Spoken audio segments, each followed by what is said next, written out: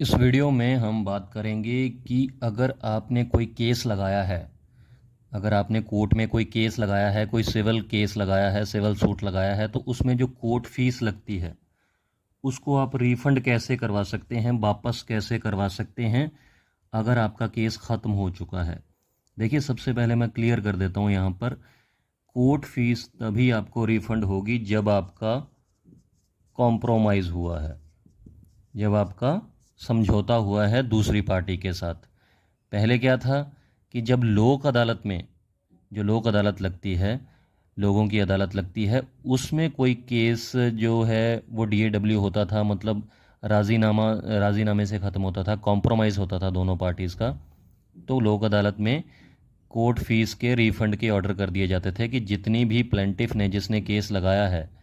उसने court fees लगाई है, जो भी उसका खर्चा आया है कोर्ट फीस लगाने का, वो उसको वापस कर दिया जाए, उसको रिफ़ंड कर दिया जाए। लेकिन अभी पंजाब एंड हरियाणा की एक लेटेस्ट जजमेंट आई है, रूलिंग आई है, वो मैं आपको नंबर बता देता हूँ उसका। उसके हिसाब से अब अगर चाहे आपने लोक अदालत में केस नहीं लगवाया है अपना,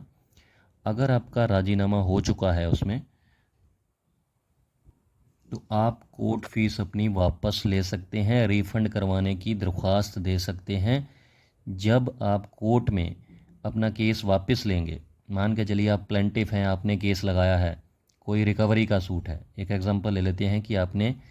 1 लाख की रिकवरी के लिए 1 लाख रुपए लेने लेने हैं किसी से, और उसके लिए आपने दावा लगा दिया, सिविल सूट लगा दिया, केस लगा दिया कोर्ट में।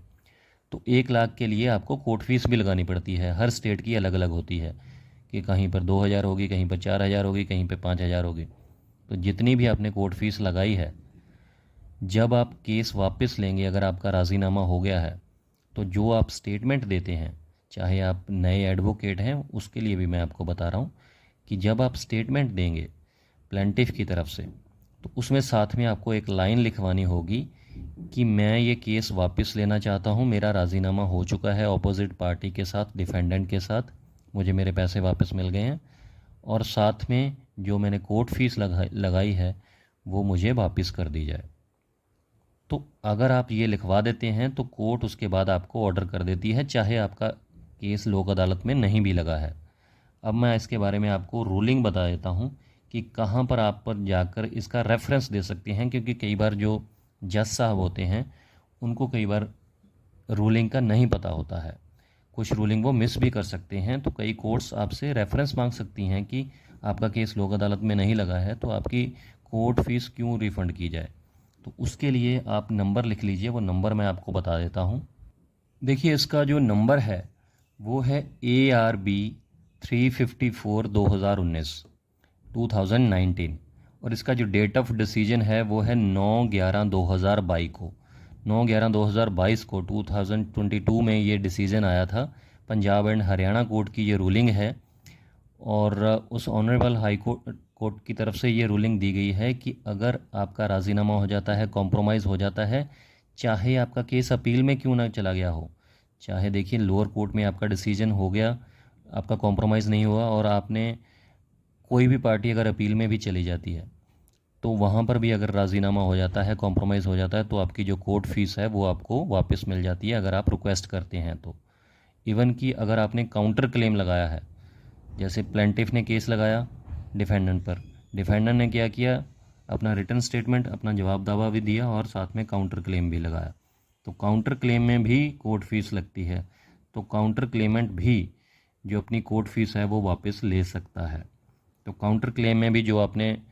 कोर्ट फीस लगाई है, अगर आपका राज़ीनामा हो जाता है तो वो आप वापस ले सकते हैं, चाहे आपका केस लोअर कोर्ट में है, चाहे आप अपील में आपका राज़ीनामा हो जाता है। तो इसका रेफरेंस आप दे सकते हैं ARB 354 2019 में, 9/11/2022 को ये जजमेंट आई थी,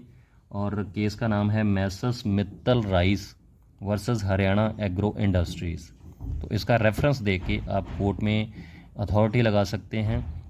और इस रूलिंग के आधार पे आप अपनी जो कोर्ट फीस है वो वापस ले सकते हैं। तो उम्मीद करता हूँ आपको क्लियर हो गया होगा कि कोर्ट फीस रिफ़ंड कैसे हो सकती है, और कौन सी रूलिंग है वो भी मैंने आपको बता दिया।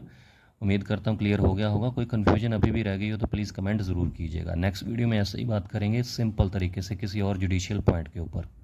तो अगर कोई कन्फ्यूजन है या कुछ भी आप पूछना चाहते हैं तो कमेंट बॉक्स में कमेंट कीजिएगा। ये वीडियो कैसी लगी वो भी कमेंट करके ज़रूर बताइएगा, और चैनल सब्सक्राइब कर लीजिएगा, लाइक ज़रूर कीजिएगा इस वीडियो को। शुक्रिया, धन्यवाद।